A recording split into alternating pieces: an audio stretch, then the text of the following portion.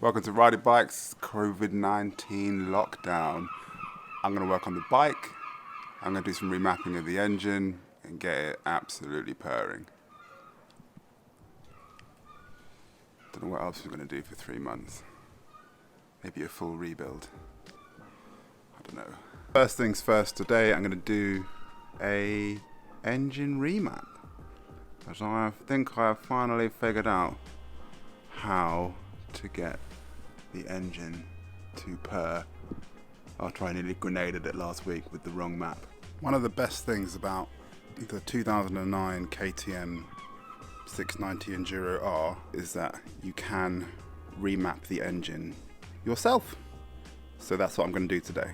What do you actually need? You need a 2008 to 2013 690 Enduro or Enduro R or a Duke R. That's the 690, not the 790 one. You need a laptop, you need the OBD2 cable, you need the USB adapter for it, and you need to be careful because you can seriously damage your engine doing this, which I nearly did last week. Yeah, where do we start? You need to pull your seat off. Under your seat, just behind the battery, there is tucked away underneath here a little thing in its seat. This is the cable you need to communicate with your ECU. It's got a little cap on it, so you can see it's plugged off on the end, so you can't plug anything into it. You quite simply just pull that up a little bit, a little switch underneath there, and it just pops off. If you look, there is a correct way up and down. There's a little clippy thing there. So if you look at it, there it is. And you've got 3 active connections. And that's what you plug your OBD2 cable into. Yeah, so this is a 16-year-old laptop running Windows XP. You need to have TuneEcu. Let's open that up. So again, this is not a toy. There's no guarantees with this, there's no warranties, there's no nothing. I'm not implying that this is how you should do it or anything like that. This is just what I have figured out over time. I've done probably hundreds of hours of research into the best mapping and controlling for this engine. One of the things I love most about the 2008 model is that you can remap the engine and change the throttle response, and you can do all sorts of little things which just make it a bit more you, I suppose. I had major issue with the performance mode being too snatchy. Standard was great with road tyres, but it was hard work off-road, and the soft map was a bit too soft off-road. So basically I've got issue with everything but standard map. So there's 2 maps that you can edit, change, upload, download, whatever. This is the EP map, which basically controls the throttle response. And as you can probably just about make out if it wasn't for the dirt on the screen. This is the standard map. It goes from 0 up to 100%. There's your RPM and there's your throttle position percentage kind of thing, which is not accurate. This is the standard one. This is the performance one, which is only slightly different, but my god, what a difference. And the soft one, which is up to 75% of throttle power. So I can't go above 75% power, and it's much softer at the bottom, so it climbs quite nicely, a nice linear way up to 75%.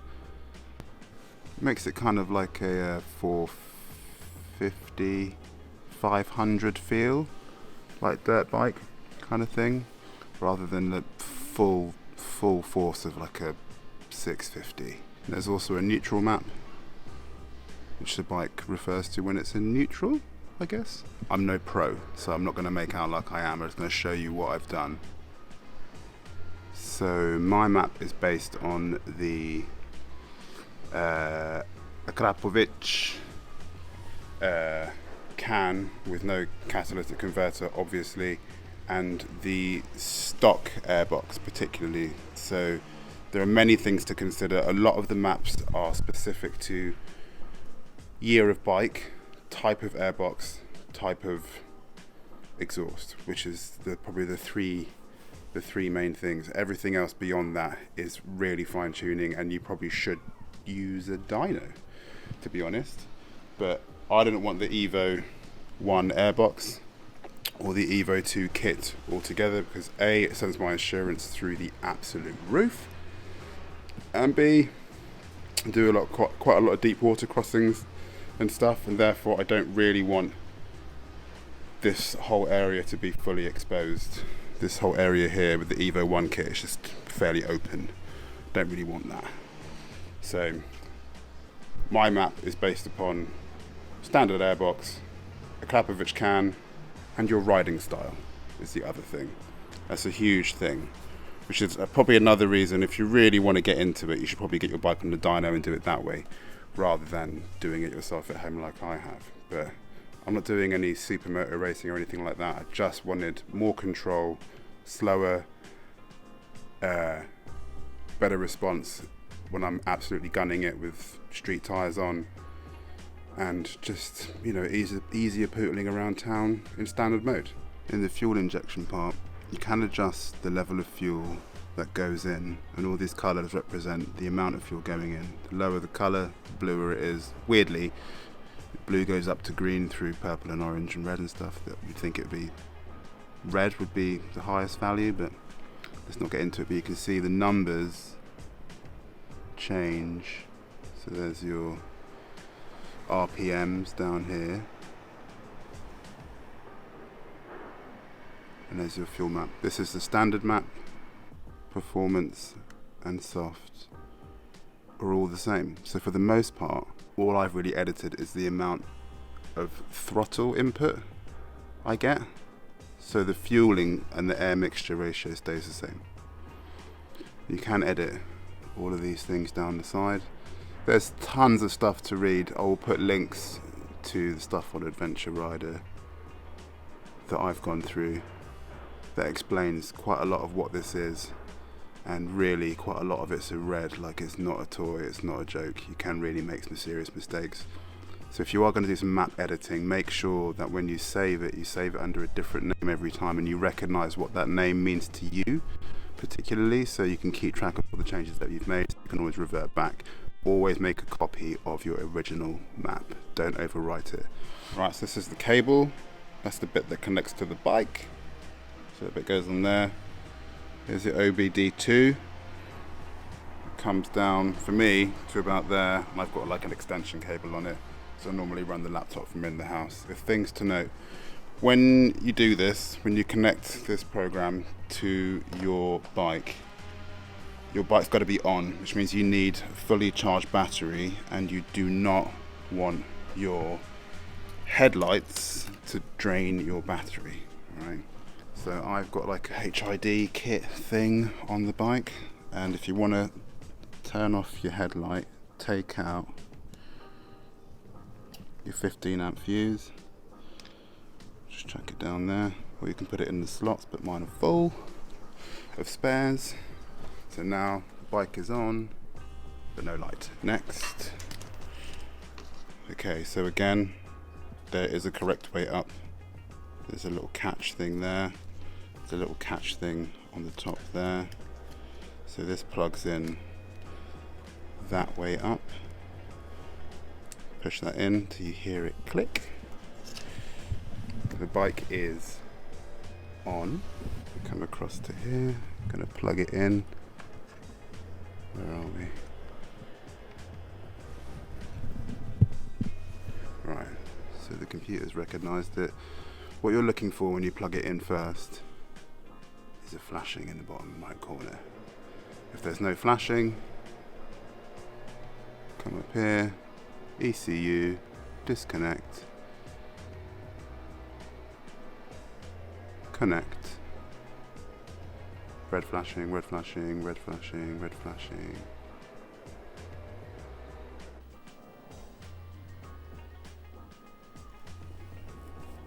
There we go. connected. So I find that sometimes you have to turn off, or shut the program and reopen it a couple of times to get it to connect. A little bit disconcerting, but once you've got that green flashing light, you've got communication between your laptop and this little thing up here will go from map edit to download, which means you are connected. I'm not going to get into all the diagnostic stuff today and all the tests and stuff. I'm literally just going to change the map. So even though I've got my own file name down there, that's what it registers as. That's not what I've called it, that's what it's called. So that map there is the Akrapovic stock air filter and exhaust setup, even though I've given it a different name and I've changed everything. That's what it sees when you upload it or download it to the bike. I've opened up my EP file, which is my throttle adjustment file. And what I'm going to do, we'll start with map read. It will give you a chance to choose which one you want to edit or read. So it's going to read it from the bike and it will show you on the screen. So I'm going to read. You'll see a little progress bar at the bottom. It takes a minute or two to do it. So that's taken about 2 minutes to read the throttle control map. It says map reading done. And what you will notice is that down in the bottom left, it tells you the name of the file that it's just read from the ECU. So that's reading it from the ECU. So there's no root or anything like that. There's no C drive or any of that business.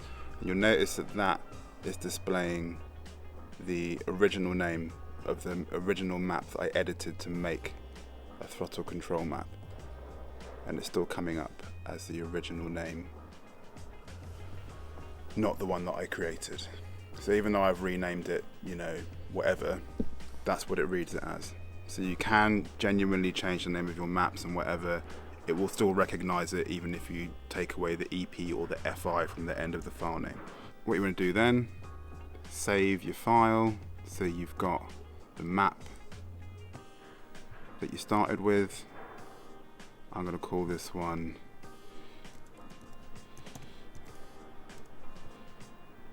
YouTube EP. I'm going to save that.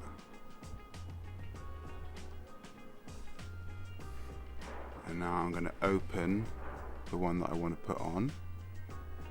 Open map file. What's it called? With Acra Final. So it's my second version of this map that I've made. I'm going to open that, and now what I'm going to do, I'm going to double check that I'm seeing my little flashy light. I'm going to come over to ECU. I'm going to come down to download. So I'm going to download a map from here to the ECU.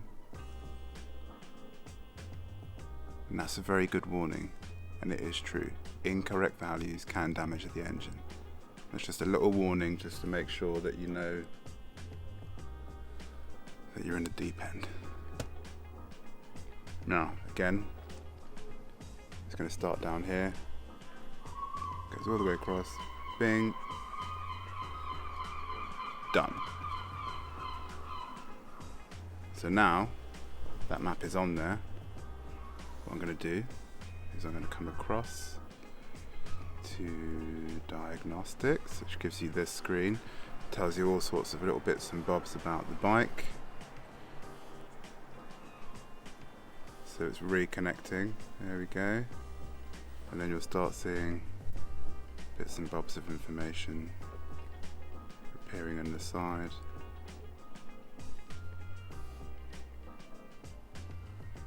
Tells you a bit about what's going on, so on and so forth. So now we've done the throttle position map, I am going to reset the throttle position sensor. It's pretty straightforward. So I'm going to come over to the bike, turn it off. There's nothing about turning it off for 10 seconds before you do it, but I always tend to do it anyway, just to be on the safe side. So we're going to turn it on. You'll hear the pump and everything go. Wait for all the lights and everything to sort themselves out. And then we're going to very slowly turn it all the way to fully open. And then all the way to fully closed. Nice and slow. Turn it off. And that's your throttle position sensor reset. So we can turn it back on.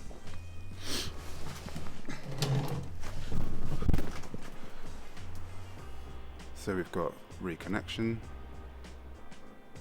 You'll start seeing all the information appearing again. Blah, blah, blah, blah, blah, blah. So for instance, you can check the state of your throttle. So I'm going to open the throttle now and you'll see how that changes. So all this thing, when you turn the bike on and get it running or whatever, all this stuff starts to change. Right, so this is the FI map, which controls the fuel injection, blah, blah, blah. Over in the corner, you've got your standard mode, you've got your performance mode, your soft mode. They all are the same. Then you've got your F trim, and then your L's, and then your I's. The only thing I've changed in this particular map is the FL switch. And I've changed these settings here. So I've gone with 10, 10, and then all zeros after this. Now what this does is it eliminates all of the flame outs, the random like snatchiness in the throttle, and I have combined that a little bit with changing the throttle position map. I've softened off just the initial snatch, so when you whack it right wide open, you're less likely to get a flame out. And my god, the difference is night and day. The bike suddenly becomes rideable. I've changed that map, particularly in performance and soft, to make it just dreamy to work with. Right. So again, same thing.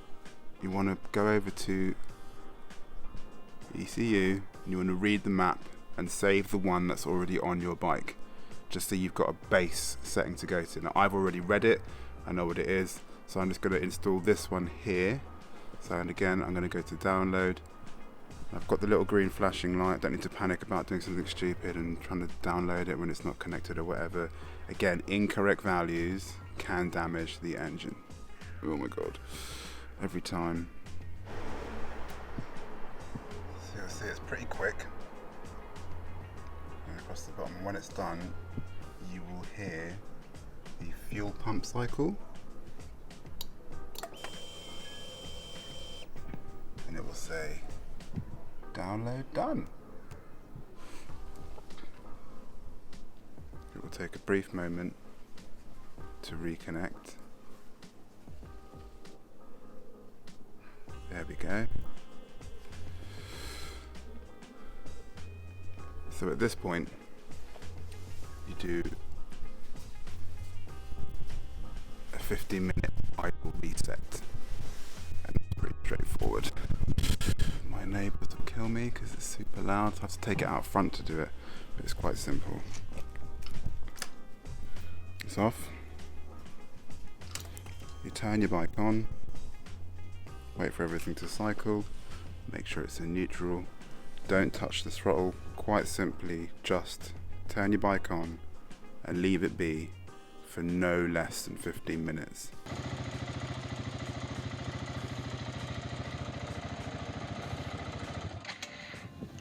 And that was 15 minutes. Right, so that is it. We have changed the throttle map, we've changed the fuel injection map.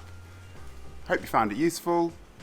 I'll put all the additional information you might want, all the things that I've read, all the things that I've used in the description down below. Thanks for watching. All you got to do now is take it out for a ride and see what you come up with.